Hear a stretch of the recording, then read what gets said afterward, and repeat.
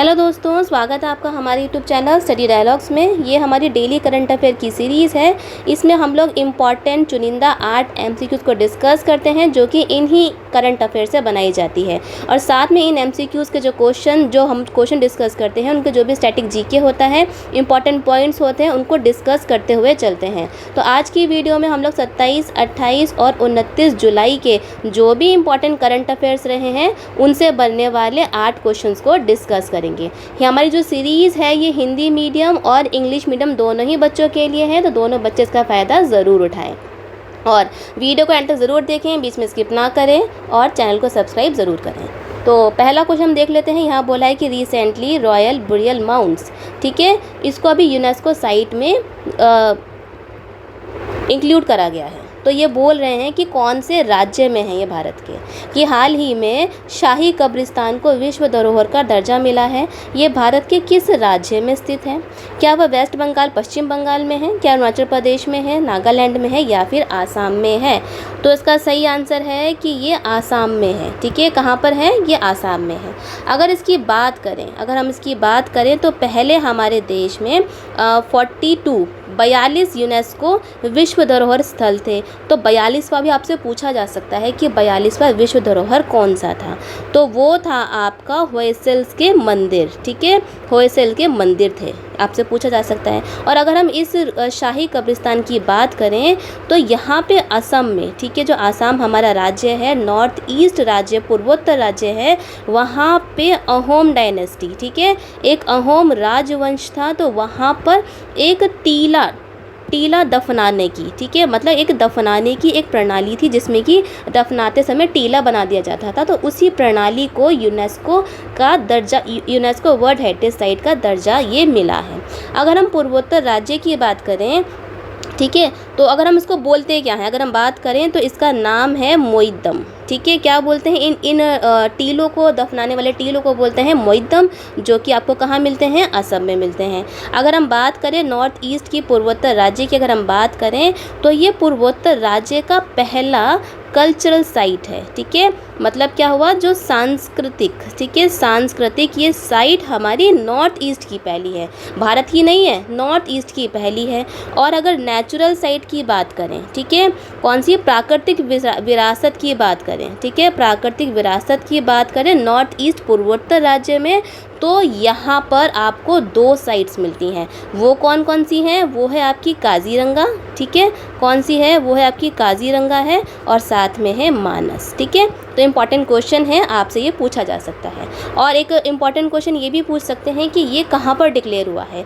तो ये जो 46वां जो सेशन चल रहा है, ठीक है, 46वां सेशन चल रहा है आपका यूनेस्को का, तो वहीं पर इसको डिक्लेयर करा है यूनेस्को साइट। अब ये कहाँ हो रहा है? ये हो रहा है आपके दिल्ली का जो मंटपम है ना, वहाँ पर ये हो रहा है। चलिए स्टार्ट कर, नेक्स्ट क्वेश्चन पे चलते हैं। नेक्स्ट क्वेश्चन है हमारा कि who won India's first medal at the Paris Olympic 2024। अभी देखिए, ये क्वेश्चन इंपॉर्टेंट है क्योंकि आपको पता है कि जो पेरिस ओलंपिक हैं वो 26 जुलाई से स्टार्ट हो गए हैं और कब तक चलेंगे? ये चलेंगे 11 अगस्त तक। अब यहीं पर ये बोला है कि भारत ने अपना पहला पदक जीत लिया है। अब ये पूछ रहे हैं कि किसने जीता है? क्या वो मीना शर्मा है, मनिका बत्रा है, मनु भाकर हैं या फिर मनीषा सिंह हैं? तो किसने जीता है? ये जीता है मनु भाकर ने। ये क्वेश्चन भी आपसे पूछा जा सकता है क्योंकि ओलंपिक के जो क्वेश्चन हैं, जो भी हम लोग जितने भी मेडल हमारे देश में लाए जाएंगे, जीते जाएंगे, उन सब पे क्वेश्चन बनता है। तो कहाँ पर जीता है? इन्होंने जीता है 10 मीटर की एयर पिस्टल में। ठीक है, कहाँ जीता है? 10 मीटर की एयर पिस्टल में ये जीता है। तो इम्पॉर्टेंट हमारे लिए हो जाता है। तो सभी जो ओलंपिक में जो भी जीत हैं उन पे हमें नज़र बना के रखनी पड़ेगी, फोकस करना पड़ेगा क्योंकि यहाँ पर हमसे क्वेश्चन पूछा जाता है। चलिए, अब जो बच्चे हमारे चैनल पर नए हैं उनके लिए हम ये बता दें कि हमारे चैनल पर और भी सीरीज़ चलाई जा रही हैं। जैसे कि पहली सीरीज़ है हमारी बिहार स्पेशल सीरीज़ है, जिसमें कि हम लोग, हमारा जो फोकस होता है स्पेशली वो बिहार पर ही होता है क्योंकि बहुत सारे बच्चे जो होते हैं बिहार का एग्ज़ाम देते हैं तो उनकी तैयारी को आसान करवाते हैं हम हम इस सीरीज़ के दौरान। तो यहाँ पर हम लोगों ने पहला जो हमारा जो हिस्ट्री है बिहार की, जैसे कि इतिहास है, उसको पूरा का पूरा पूरे इतिहास को केवल 3 वीडियोज़ में हम लोगों ने बिहार के इतिहास को कंप्लीट करा है। और जो हम लोगों ने अभी फ़िलहाल स्पीडी है ना, आपको पता है स्पीडी की बुक आती है, तो वही स्पीडी की जो ज्योग्राफी है, बिहार की जो ज्योग्राफी है, उसको अभी हम लोगों ने स्टार्ट करा है, आप जाके वो भी देख सकते हैं। और तीसरा हमारा जो बिहार में जो करंट अफेयर है लास्ट 6 महीने के, केवल बिहार के जो करंट अफेयर है उसकी वीडियो हम लोगों ने अपलोड कर रखी है, आप जाके वो भी देख सकते हैं। और इस सीरीज़ को हम आगे भी बढ़ाएंगे, हिस्ट्री हमारी ख़त्म हो चुकी है, आगे हम आपके लिए ज्योग्राफी मतलब कि भूगोल लेकर आएंगे।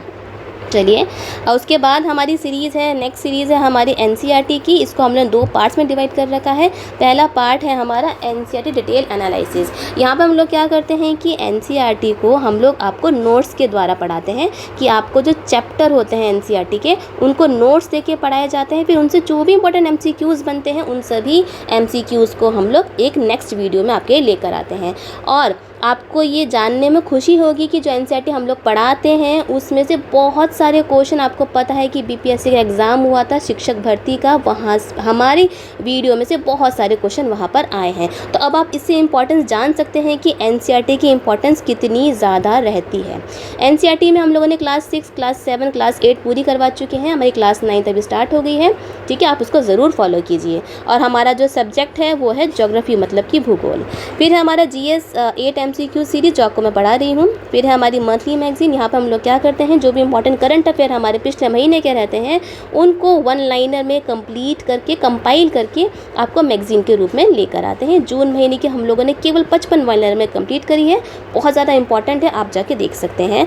फिर है हमारी ट्रिक्स की एमसीक्यूज़ की वीडियो, यहाँ पर हम लोग केवल आपके लिए 5 एमसीक्यूज़ लेकर आते हैं, जो कि आप एक अनोखे तरीके से ट्रिक्स से आपको कंप्लीट याद करवा देते हैं।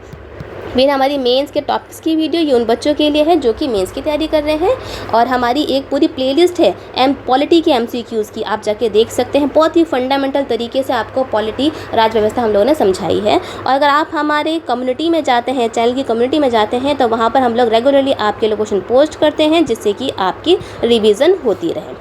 तो चैनल में जाइए, और जितनी भी सीरीज़ है हमारी हिंदी मीडियम और इंग्लिश मीडियम दोनों ही बच्चों के लिए, दोनों बच्चे इसका फ़ायदा ज़रूर उठाइए।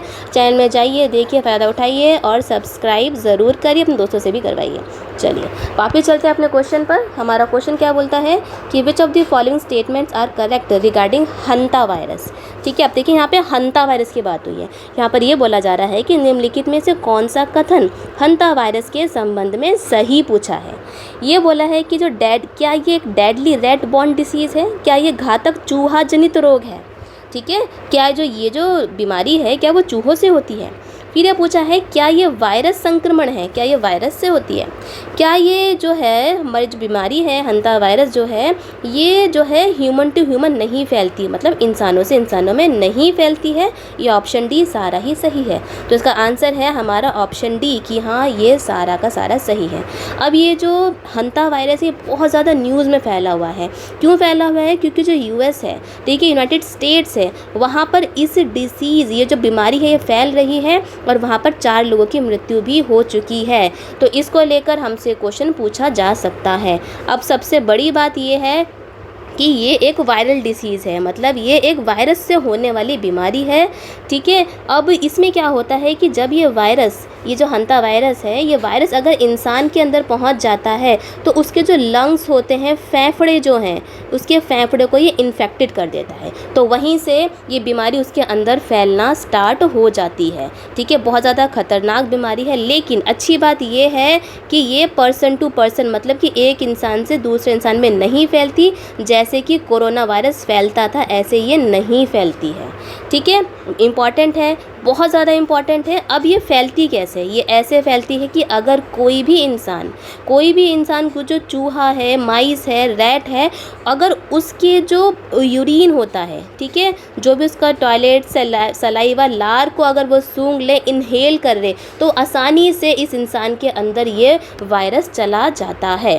ठीक है, इम्पॉर्टेंट है। अगर ट्रीटमेंट की बात करें, इलाज की अगर हम बात करें, तो अभी भी इसका कोई स्पेसिफिक इलाज नहीं है। ठीक है, इसका कोई भी स्पेसिफिक इलाज नहीं है, लेकिन हम लोग अर्ली मेडिकेशन से, मतलब कि अर्ली, जल्द ही अगर हम उसको डिटेक्ट कर लेते हैं तो हम इंसान की जान बचा सकते हैं। इम्पॉर्टेंट है। हंता वायरस है। ऐसे जो वायरस होते हैं वो हमसे क्वेश्चन में पूछे जाते हैं। ठीक है, क्यों पूछे जाते हैं? क्योंकि हमारे जो क्वेश्चन में, अगर हम करंट अफेयर का मतलब ही ये होता है कि बच्चों की जो नॉलेज है, उसके जो करंट अफेयर उनको जांचना। ठीक है, ये मकसद होता है एग्जामिनर का। तो यहीं पर हमारी सीरीज़ में ऐसे ही क्वेश्चन, ऐसे ही करंट अफेयर आपको मिलेंगे जो कि आपके एग्ज़ाम में आ सकते हैं। चलिए, तो ज़रूर फॉलो कीजिए, अपने दोस्तों से भी कराइए। अब है नेक्स्ट क्वेश्चन कि which of the following countries known as land of the 1000 hills. यहाँ देखो, यहाँ बोला है कि निम्नलिखित में से किस देश को 1000 पहाड़ियों का देश कहा जाता है। अब ये क्या है कि यहाँ पे बोला है कि 1000 पहाड़ियाँ। ठीक है, 1000 पहाड़ियों का देश कौन से देश को कहा जाता है? क्या वो सूडान है, भूटान है, रवांडा है, या फिर वो रशिया है? तो इसका सही आंसर क्या है? सही आंसर है इसका रवांडा। कि जो रवांडा है, इसको 1000 पहाड़ियों का देश कहा जाता है। क्या कहा जाता है? 1000 पहाड़ियों का देश कहा जाता है। अब क्यों? अब ये देखिए, ये न्यूज़ में था क्योंकि न्यूज़ में रवांडा के जो प्रेसिडेंट हैं वो चुने गए हैं। मतलब रवांडा के जो राष्ट्रपति हैं ये चुने गए हैं, जिनका कि नाम है पॉल कगामे। ठीक है, पॉल कगामे। अब देखिए, आपसे क्वेश्चन ये भी पूछा जा सकता है कि रवांडा के प्रेसिडेंट का नाम आपसे पूछा जा सकता है। अब ये देखिए, अगर रवांडा के बारे में हम लोग बात करें तो इसकी जो कैपिटल है, ठीक है, मतलब इसकी जो राजधानी है वो आती है किगाली। और आपने किगाली एग्रीमेंट तो पढ़ा ही होगा। ठीक है, तो इससे आपको याद रखना है कि किगाली है। अब ऐसा क्यों कहा जाता है कि लैंड ऑफ द 1000 हिल्स क्यों कहा जाता है? क्योंकि यहाँ पर जो रवांडा की जो धरती है, जो मोस्टली ज़्यादातर यहाँ पर आपको हिल मिलेंगे, हिल मिलेंगे, माउंटेन्स मिलेंगे, मतलब कि पहाड़ मिलेंगे, पर्वत मिलेंगे। पहाड़ और पर्वत यहाँ पर बहुत ज़्यादा मिलेंगे। तो इसीलिए इस देश को लैंड ऑफ द 1000 हिल्स, मतलब कि 1000 पहाड़ियों का देश कहा जाता है। अब एक और इम्पॉर्टेंट फैक्ट है कि ये जो देश है ये एक लैंड लॉक कंट्री है। ठीक है, लैंड लॉक का मतलब क्या हुआ? देखो, यहाँ पर देख लेते हैं, हम लोग अपने मैप में देख लेते हैं यहाँ पर। ठीक है, तो कहाँ पर एक मिनट, कहाँ पर पड़ेगी ये पड़ेगी आपका लगभग यहाँ पर पड़ती है। ठीक है, यहाँ पर ये रवांडा पड़ता है। तो हम लोगों ने क्या देखा कि इसकी जो कैपिटल है वो किगाली है। ठीक है, इसकी कैपिटल किगाली है। दूसरा, ये लैंड लॉक कंट्री है। अब लैंड लॉक कंट्री का मतलब क्या हुआ कि ऐसा देश जो कि चारों तरफ से एक स्थल से घिरा हुआ है, कोई भी यहाँ पर पानी की इसकी कोई भी सीमा टच नहीं करता है, तो ये लैंड लॉक कंट्री हो गई। तीसरी बात क्या है कि इसको हम लोग क्या बोलते हैं कि लैंड ऑफ 1000 हिल्स, क्योंकि ऐसा देश जहाँ पे कि हज़ारों पहाड़ियाँ हैं। क्योंकि यहाँ पर देखिए, यहाँ इस देश में बहुत ज़्यादा आपको पर्वत और पहाड़ मिलेंगे, तो इसलिए उसको हम लैंड ऑफ 1000 हिल्स बोल देते हैं। अब यहाँ पर सबसे इम्पोर्टेंट बात ये है कि ये जो देश है ये एक ग्रेट रिफ्ट वैली रीजन में पड़ता है। ठीक है, किस में पड़ता है? ग्रेट रिफ्ट वैली रीजन, जो कि इस साइड में होता है। अब ये ग्रेट रिफ्ट वैली रीजन क्या है? ये वो रीजन है जो कि ज्योग्राफिकली, अगर भूगोल के दृष्टि से देखें तो यहाँ पर इसकी जो पार्ट है, एक यहाँ पे खिसक रहा है, दूसरा पार्ट यहाँ पे खिसक रहा है। एक बड़ी सी खाई यहाँ पर बन रही है और ये नहीं पता कि ये कब अफ्रीका का ये जो पार्ट है ये कब अफ्रीका से अलग हो जाए। तो इसी को, बड़ी सी खाई को क्या बोलते हैं? इस बड़ी सी खाई को बोलते हैं ग्रेट रिफ्ट वैली। चलिए, हम चलते हैं अपने नेक्स्ट क्वेश्चन पर। नेक्स्ट क्वेश्चन है हमारा कि Krishna Sagar dam is located on the river. यहाँ बोला है कि जो कृष्णा सागर बांध है ये कौन सी नदी पर स्थित है? ठीक है, कौन सी नदी पर स्थित है? क्या वो कृष्णा नदी पर स्थित है? देखिए, लग तो यही रहा है कि शायद कृष्णा नाम तो कृष्णा सागर पर ही होगा। ठीक है, कंफ्यूज हो सकते हैं बच्चे। महानदी पर है, गोदावरी पर है, या फिर ये कावेरी पर है? तो सही आंसर है कि ये कावेरी नदी पर है। हुआ ना कन्फ्यूज़न कि नाम पे कभी मत जाना, कि ऐसा मत जाना कि कृष्णा सागर डैम लिखा है तो आप कृष्णा नदी लिख कर आ जाओ ना, ऐसा नहीं होता। इसीलिए हमेशा हमें करंट अफेयर्स को फॉलो करना चाहिए, ध्यान से पढ़ना चाहिए उनको, जिससे कि हमारे एग्जाम में हम तुक्का ना मारें बल्कि सही आंसर कर आएँ। तो क्या है इसका आंसर हो गया हमारा कावेरी नदी। अब ये देखिए, हमारे भारत का ये क्या है? एक मैप है। तो कावेरी नदी कहाँ पर है? आपको पता है, यहाँ पर है। अभी देखिए, जो नदियाँ हैं अपवाह है, ठीक है, अपवाह हो या फिर ड्रेनेज हो। तो इन सभी को हम लोगों ने पूरा डिटेल्ड चैप्टर हम लोगों ने एनसीईआरटी का, साथ में उसके जो एमसीक्यूज़ हैं हमने अपने चैनल पर अपलोड कर दिए हैं। आप जाके इनको ज़रूर देखिए, आपका पूरा का पूरा जो कंसेप्ट है अपवाह का, ड्रेनेज का, वो पूरा का पूरा क्लियर हो जाएगा। कौन सी नदी कहाँ पर बहती है, कैसी है, नॉर्थ में, साउथ में, पेनिनसुलर, पूरा का पूरा ये आपके लिए बहुत ज़्यादा ज़रूरी है। ये जाके ज़रूर देखिए इसको। तो हम अपने वापस चलते हैं कि कावेरी नदी कहाँ पर है, ये यहाँ पर बहती है, मतलब ये एक आपकी ईस्ट फ्लोइंग मतलब कि पूर्व दिशा में बहने वाली ये एक नदी है। अब अगर हम इसकी ट्रिब्यूटरीज मतलब कि सहायक नदियों के बारे में बात करें तो कौन कौन सी नदियाँ आती हैं, तो ये आती है आपकी हेमवती, ठीक है, हेमवती है, लक्ष्मणा तीरथ। तो ये इम्पॉर्टेंट नदियाँ हैं जो मैंने ये बता दी हैं। अब इसका नाम, इस जो बांध है, डैम है, इसका नाम कृष्णा डैम क्यों पड़ा, क्योंकि ये जो महाराजा कृष्ण थे, ठीक है, महाराजा कृष्ण राजा वडियार, ठीक है, महाराजा कृष्ण राजा वडियार फोर्थ, उनके ही नाम पर इस बांध का नाम बना है। अगर इसकी डिज़ाइन की बात करें कि इस डैम की, इस बांध की डिज़ाइन किसने करी थी, तो ये करी थी सर एम विश्वेश्वरैया, ठीक है, किसने करी थी, सर एम, एक मिनट, विश्वेश्वरैया, ठीक है, इंपॉर्टेंट है, आपके वनडे एग्जाम में इस टाइप के क्वेश्चन ये पूछ लिए जाते हैं, ठीक है। तो जो भी इंपॉर्टेंट पॉइंट्स थे हम लोगों ने यहाँ पर कंप्लीट कर लिए। तो नाम क्या है, कृष्णा सागर डैम है, आपसे पूछा जा सकता है। अब ऐसा ये न्यूज़ में क्यों था, ठीक है, ये न्यूज़ क्या थी, खबर क्या थी कि यहाँ पर कर्नाटका में, ठीक है, कर्नाटका में एक वार्निंग आई है। वार्निंग क्या आई है कि यहाँ पर कभी भी बाढ़ की समस्या आ सकती है। क्यों, क्योंकि इसी डैम से भारी बारिश के चलते लगभग 1 लाख क्यूसेक से ज़्यादा वाटर इन लोगों ने इस बांध से रिलीज़ कर दिया है, छोड़ दिया है। तो कर्नाटका के लिए वार्निंग है कि कब यहाँ पर बाढ़ आ सकती है। तो उसी को लेकर ये न्यूज़ में था कृष्णा सागर डैम। तो हम लोगों ने क्वेश्चन बनाया है जिससे आपसे पूछा जा सकता है। चलिए नेक्स्ट क्वेश्चन क्या है कि India has how many UNESCO sites. अब देखो सेम क्वेश्चन है, वहीं से लिया हुआ है कि अब भारत में कितनी यूनेस्को विश्व धरोहर स्थल हैं। तो कितने हैं, वो हैं आपके 43, ठीक है। चलिए नेक्स्ट क्वेश्चन है हमारा कि lithium triangle consist of the which of the following. यहाँ बोला है कि लिथियम त्रिभुज में से निम्नलिखित में से कौन से देश शामिल हैं, ठीक है। लिथियम ट्राइंगल की बात करी है और ये पूछा है कि इनमें से कौन कौन से देश लिथियम त्रिभुज में आते हैं। क्या वो चिली, बोलीविया, अर्जेंटीना है, चिली, ब्राज़ील, ऑस्ट्रेलिया है, चाड, बोलीविया, अर्जेंटीना है, चिली, ब्राज़ील या फिर अर्जेंटीना है। तो इसका सही आंसर हमारा क्या है कि चिली, बोलीविया, अर्जेंटीना, ठीक है। इसमें इसको हम लोग क्या बोलते हैं, हम इसको लिथियम ट्राइंगल बोलते हैं। अगर हम इसको देखें यहाँ पर अपने मैप में देखते हैं, ठीक है, विश्व के मैप में देख लेते हैं, विश्व के मानचित्र वर्ल्ड मैप में देखते हैं। तो यहाँ पर आपका, एक पेन चेंज करते हैं, तो ये देखिए यहाँ, तो यहाँ पर आपका पड़ेगा लगभग चिली पड़ेगा, ठीक है, यहाँ आपका चिली पड़ेगा, ठीक है। और यहाँ पर आपका पड़ेगा अर्जेंटीना, ठीक है, अर्जेंटीना हो गया। और इसके ऊपर यहाँ पर आपका पड़ता है बोलीविया, ठीक है। ये वो देश हैं अफ्रीका के। तो इन्हीं तो तीनों देशों को, ठीक है, तो यहाँ पर इनको बोलते हैं हम लोग लिथियम ट्राइंगल, ठीक है, लिथियम ट्राइंगल। ये हो गया हमारे 3 देश, बोलीविया, अर्जेंटीना और चिली, ये हमारे 3 देश है। और लिथियम ट्राइंगल क्योंकि यहाँ पर इन तीनों देशों में लिथियम पाया जाता है, ठीक है, लिथियम पाया जाता है।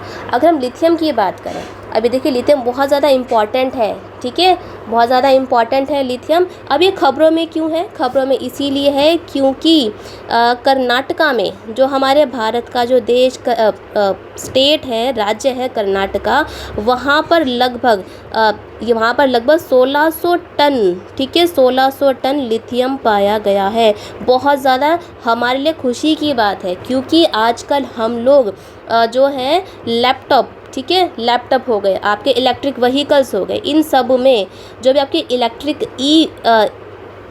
ठीक है। इलेक्ट्रिक वाले जो आपके प्रोडक्ट्स होते हैं उन सब में लिथियम का यूज़ बहुत ज़्यादा होता है। तो इन चीज़ों का पाना, लिथियम का पाना हमारे भारत के लिए बहुत ज़्यादा खुशी है। तो इससे फ़ायदा क्या होगा कि हम लोग इम्पोर्ट कम करेंगे, ठीक है। इम्पोर्ट कम करेंगे मतलब कि आयात यहाँ पर हम लोगों का लिथियम पर, और डिपेंडेंसी, ठीक है, डिपेंडेंसी हमारी दूसरे देशों पे कम हो जाएगी। तो हमारे लिए बहुत ज़्यादा अच्छी बात है, ठीक है, इम्पॉर्टेंट है। अगर हम बात करें कि सबसे ज़्यादा, ठीक है, सबसे ज़्यादा लार्जेस्ट रिज़र्व कहाँ से देश में पाए जाते हैं, तो सबसे ज़्यादा आपको मिलेगा चिली, उसके बाद आपको मिलेगा ऑस्ट्रेलिया, उसके बाद मिलेगा अर्जेंटीना। तो इम्पॉर्टेंट है, इसको भी अपनी कॉपी में ज़रूर नोट कर लीजिए क्योंकि बहुत ज़्यादा इम्पॉर्टेंट है। और ये कहाँ पाया गया है, हमारे देश में कहाँ पाया गया है, ये पाया गया है मांड्या डिस्ट्रिक्ट में, ठीक है। किस में पाया गया है, ये पाया गया है मांड्या ज़िले में, कर्नाटका के मांड्या ज़िले में। इससे पहले आपको याद होगा कि जम्मू कश्मीर में भी लिथियम खोजने की बात हो रही थी कि लिथियम पाया गया था, लेकिन वहाँ पर लिथियम को एक्सट्रैक्ट कर पाना, लिथियम को निकाल पाना थोड़ा मुश्किल है क्योंकि वो एक पहाड़ी इलाका है, ठीक है। तो वो हमारे इकोनॉमिकली ज़्यादा फिट ये नहीं है, लेकिन हमारे जम्मू कश्मीर में भी है, लेकिन अब कर्नाटका में भी ये पा लिया, हमें मिल गया है। चलिए नेक्स्ट और लास्ट क्वेश्चन पे चलते हैं। तो हमारा लास्ट क्वेश्चन है कि which of the following statement is incorrect regarding the governor. यहाँ बोला है कि निम्नलिखित में से कौन सा कथन राज्यपाल के संबंध में गलत पूछा है, ठीक है। तो यहाँ बोला है कि indirectly elected by N electoral college, मतलब कि अप्रत्यक्ष रूप से इलेक्टोरल कॉलेज द्वारा निर्वाचित किया जाता है। क्या ये राष्ट्रपति द्वारा नियुक्त करे जाते हैं। सारे एग्जीक्यूटिव एक्शंस जो होते हैं स्टेट गवर्नमेंट के, वो इनके नाम पर ही ली जाते हैं। मतलब राज्य सरकार की समस्त कार्यपालिका जो कार्यवाही है वो राज्यपाल के नाम से ही ली जाती है, और उनके पास पार्डनिंग पावर नहीं होती है। तो इसका सही आंसर क्या है, वो है आपका ये वाला, ये गलत है। बाकी जो तीनों के तीनों हमारे ऑप्शन हैं वो सही है। देखिए यहाँ पर ये इसमें थोड़ा कि इनके पास पार्डनिंग पावर नहीं होती है, ठीक है, किसको छोड़ के, ठीक है। तो यहाँ पर क्या है कि ये पार्डनिंग पावर को छोड़कर बाकी जो उनकी पावर्स होती हैं, जैसे कि सस्पेंड करना, ठीक है, सज़ा को सस्पेंड करना, रिमिट करना, कम्यूट करना, ठीक है, कम्यूट करना, ये सारा ये कर सकते हैं। लेकिन यहाँ पर जो हमारे राष्ट्रपति होते हैं उनके पास जो पार्डन की शक्ति होती है, ठीक है, क्षमादान की शक्ति होती है, किसकी, डेथ सेंटेंस को, मतलब कि जब मौत की सज़ा सुनाई जाती है तो उनको उसको भी क्षमा कर सकते हैं। कौन कर सकते हैं, वो कर सकते हैं प्रेसिडेंट, मतलब कि राष्ट्रपति कर सकते हैं, लेकिन राज्यपाल नहीं कर सकते। तो ये इम्पॉर्टेंट है, बहुत ज़्यादा हमारे लिए ये ज़रूरी है जानना। आपसे इस बारे में क्वेश्चन पूछा जा सकता है। अगर कुछ इंपॉर्टेंट आर्टिकल्स की बात करें, ठीक है, तो यहाँ पर जो 161 आर्टिकल है, 161 जो आपका आर्टिकल है, उन अनुच्छेद है, उसके अंदर जो हमारे राज्यपाल होते हैं उनकी पावर आती है क्षमादान की। ये इंपॉर्टेंट हो गया हमारा, जैसे कि सस्पेंड करना, रिमिट करना, ये सारी पावर्स यहीं पर आती है। और अगर आर्टिकल अनुच्छेद 153 की बात करेंगे तो यहाँ पर ये बोला गया है कि यहाँ पर हर राज्य में, हर स्टेट में एक गवर्नर होना ज़रूरी है, और एक गवर्नर, एक जो राज्यपाल हैं उनको हम लोग दो या दो से ज़्यादा राज्यों में अपॉइंट कर सकते हैं। तो इम्पॉर्टेंट आर्टिकल्स थे, हम लोगों को इस पे ध्यान देना पड़ेगा कि ये आर्टिकल्स जो हैं वो आपसे एग्ज़ाम में पूछे जाते हैं। चलिए, तो ये थे हमारे 8 क्वेश्चंस। अगर आपको इनमें से कोई भी डाउट है तो आप हमें कमेंट सेक्शन में पूछ सकते हैं, और वीडियो कैसी लगी ये भी बताइए। और आपके पास कोई भी सजेशन है हमारे चैनल को लेकर, आप बेझिझक हमें कमेंट करके बता सकते हैं, उन पर हम ज़रूर एक्शन लेंगे, ठीक है। तो वीडियो को शेयर करें दोस्तों के साथ, लाइक करिए और चैनल को सब्सक्राइब ज़रूर करिए। तो मिलते हैं नेक्स्ट वीडियो में। Happy learning.